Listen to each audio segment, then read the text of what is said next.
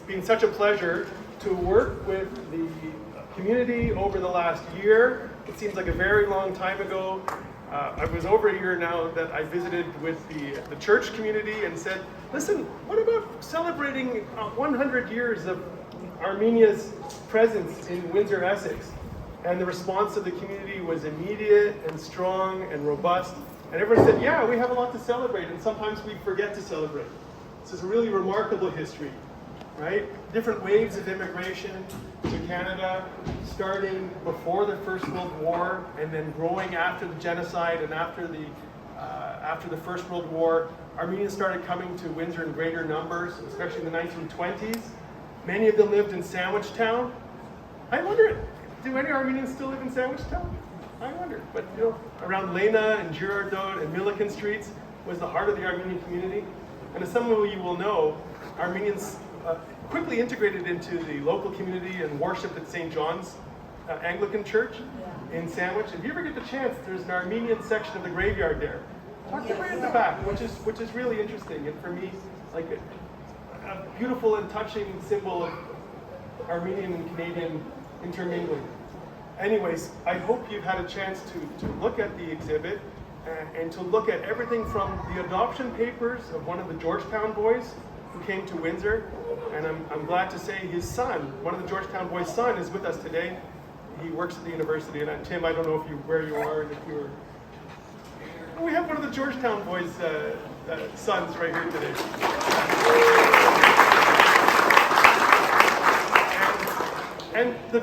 And Tim's father was known as boy number 6. Can you imagine being boy number 6? You know, and his name was Sehar.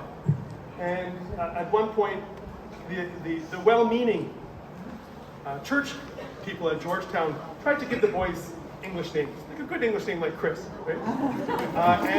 And Sehar was given the name Don. But a lot of the boys said, you know what? We've lost everything. We had our parents taken from us. We had our homes from us. Let us keep our names, right? And so looking at some of this kind of correspondence was really touching. And the seeds of the post-genocide migrants to Windsor are here today, you know? Not only that wave in the 1920s and the 1930s, but people who came in the 50s, the 60s, the 70s, the 80s, and after the creation of the modern Republic of Armenia at the fall of the Soviet Union. And it's been wonderful to see these waves of immigration, people who are deeply proud of their roots, deeply proud of Canada, deeply committed to Canada, and grateful to Canada for the security that it provided. And so, what a wonderful chance for the community to get together. I'm so grateful. After you've had a chance to look at the exhibit here, and I want to thank each and every person who brought articles to me. You know, the Armenian alphabet, parts of the old photos, the sign that Katie and I took down from the Armenian Community Center. There's a lot of things here that I hope you will recognize and see yourselves in, even if not directly yourself. We are delighted to have with us today the Armenian Ambassador to Canada. I'm going to introduce her in a moment, and I'm also going to introduce Katie, who I've worked with, Ashekyan, who I worked with for over the year to put this together, one of the leaders in the Armenian community. But before I do that, I really want to give a deep and heartfelt thanks to the museum staff at Museum Windsor, Madeleine Delavale, the curator of the museum, and Craig Capachon, who is the exhibits coordinator. When I approached them with this idea, you know, sometimes it's easier to say no to things, right? Because you know if you say yes to something, it's going to mean a lot of work. But Madeleine and Craig immediately said yes, and they've worked with me really closely, and I'm just extremely grateful.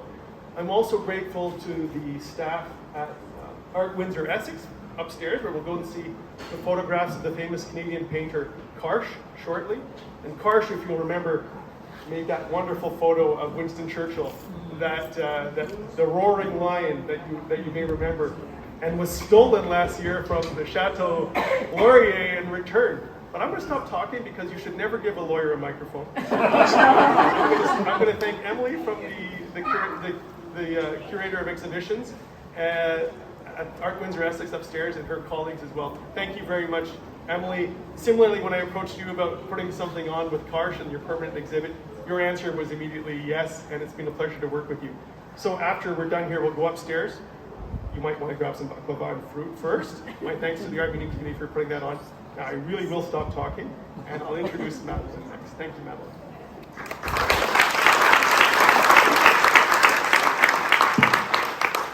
Thanks, Chris. I won't say too many words except welcome. I am so thrilled to have everybody here today, especially Her Excellency, the Armenian Ambassador to Canada, and I'm going to look here, Anamit Harutyunyan. Oh, very good. And of course, Dr. Chris Waters and all the members of the Armenian Community of Windsor. We're thrilled to have you all here, and we're so happy to be able to have an exhibition of your history here. Welcome. Thank you.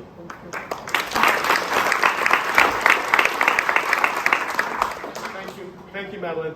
And would you please join me in thanking this wonderful lady and her husband who brought the baklava and fruit, and she's been doing a great job gardening. I don't know about you, but I find it very intimidating. So instruction when I got is easy.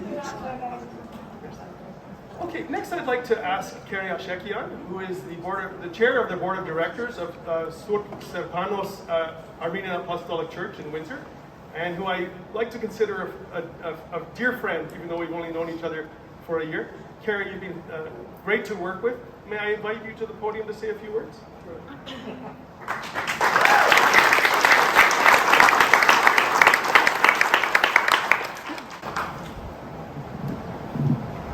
Good afternoon, Your Excellency Anamit Harutyunyan, Yousuf Waters, fellow Armenians, and guests.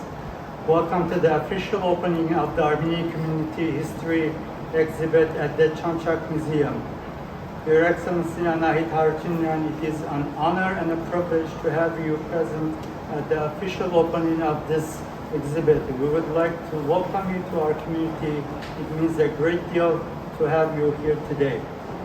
To Christopher Waters, this exhibit couldn't have come to life without your hard work and dedication for the last year and a half towards showcasing the Armenian community here in Windsor. We appreciate all that you have done and it will not be forgotten. Thank you to the patrons of the Armenian community for donating the items that are being displayed. This exhibit has brought back many memories from the past, living and being Armenian in this wonderful community. Thank you to the Art Windsor Essex Museum for this amazing opportunity to showcase our community. Thank you to everyone for being here today and enjoy the exhibit. I'm going to say a few words in Armenian. Badvarjan digin Anamit Harutyunyan, բարի կալուս կմախտին քեզի նրա այս փոքրիկ հայկական կաղոթը, շատ ուրախ ենք մեր հետ գտնվի կազմանում, բարի բայրամ ձեզի։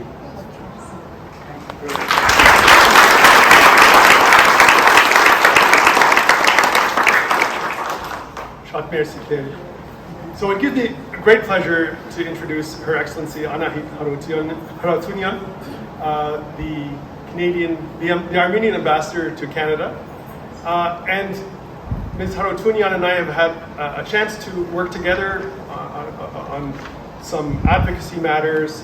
And Anahit, if I may, just for this moment, you have been such a great representative of Armenia in Canada, a great friend of the Canadian people, and you have not only worked at a state-to-state level, but you've been interested and deeply engaged with the Armenian diaspora in Canada. I know you were at the Chateau Laurier when the Karsh was returned there, and so I'm excited for you to have a chance to see the Roaring Lion here in Windsor as well.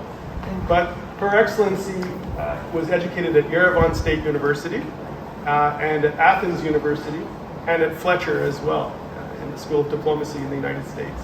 She has held positions, well, you've been for over a quarter century now, you've been with the diplomatic service, which I can't really believe, but it's incredible.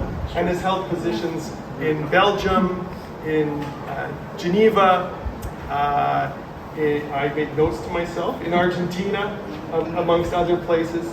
And I'm really grateful that you took the time today Despite Porter Airlines' efforts to sabotage this visit, you are here.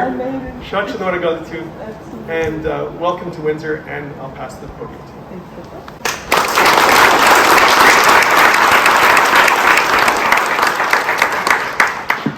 Good afternoon, everybody. Thank you so much. I mean, distinguished guests, members of the Armenian community, dear Professor Chris Waters, my dear friend. It's a true honor to be here, both as the ambassador and as a first-time visitor to this welcoming city, Windsor. I'm truly delighted to be with you on this special occasion as we celebrate the Armenian Community History Exhibit. It is especially meaningful that this exhibit is being unveiled in the month of May, a time when in Ontario, all Armenians, we celebrate the Armenian Heritage Month. This is a moment of pride and reflection for Armenians across the province and beyond. First, I would like to take a moment to express my heartfelt appreciation to Professor Chris Waters, my dear friend Chris. As it was already mentioned, his tireless efforts and dedication have been instrumental for bringing this exhibit to life. Through his commitment, since he already mentioned, we've been in touch and we've been collaborating for a couple of years already, so I can say for sure that you're not a half Armenian, honestly. And there is not such thing half Armenian. Once you're Armenian, you're Armenian. It's a different path.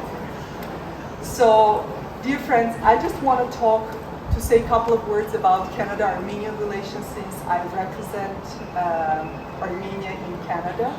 And it brings me great joy to state that the bond between Armenia and Canada goes beyond political alliances. It is founded on shared priorities like democracy, human rights, rule of law, pursuit of peace. The recent opening of the Canadian Embassy in Armenia speaks volumes about the depth of our bilateral ties. It represents the enduring friendship that we enjoy with Canada and its people.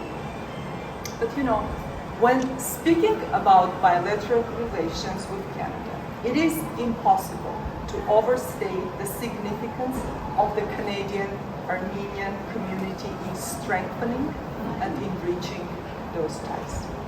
Our vibrant, well-integrated, and dynamic community stands as a living testament to the long-standing ties between our two nations and countries, of course. And you are the ones, dear compatriots, dear Armenians, that fuel this collaboration with your efforts. I would like to express, having said that, and using this opportunity, taking myself of this opportunity, I would like to express my profound gratitude to the Canadian-Armenian community and to all of you here today for your unwavering dedication to promoting understanding, collaboration, and friendship between our two countries. Today, it's a very special day for Windsor, for the Armenian community in Windsor, and for me too, because I'm really touched to see so many Armenians in Windsor. I would have never thought that I'll meet you here, guys. And so that's why I want to, all of us, let's take a moment to reflect on the importance of preserving our shared cultural heritage for future generations and ensuring that the stories of our communities continue to be told. And before I close, I would like to express my sincere gratitude to the Madeleine, to the museum, for providing this space to honor and celebrate the Armenian heritage in Windsor. And thank you once again to everyone who is here today who supported Chris's idea to create this exhibit. And I'm really thrilled and looking forward to talking to every one of you. And thank you very much for such a warm welcome. Enjoy the event.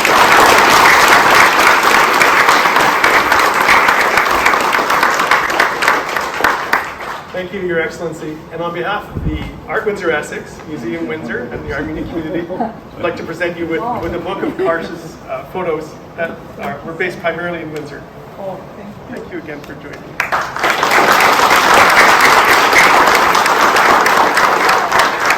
I don't know if you saw this Sirun Dava who came in here. Would you want to come up and say hi?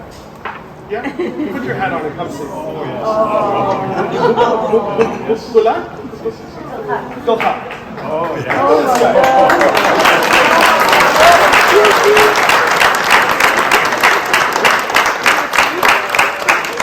You want to say something? You don't have to. Thanks for coming up. You look great.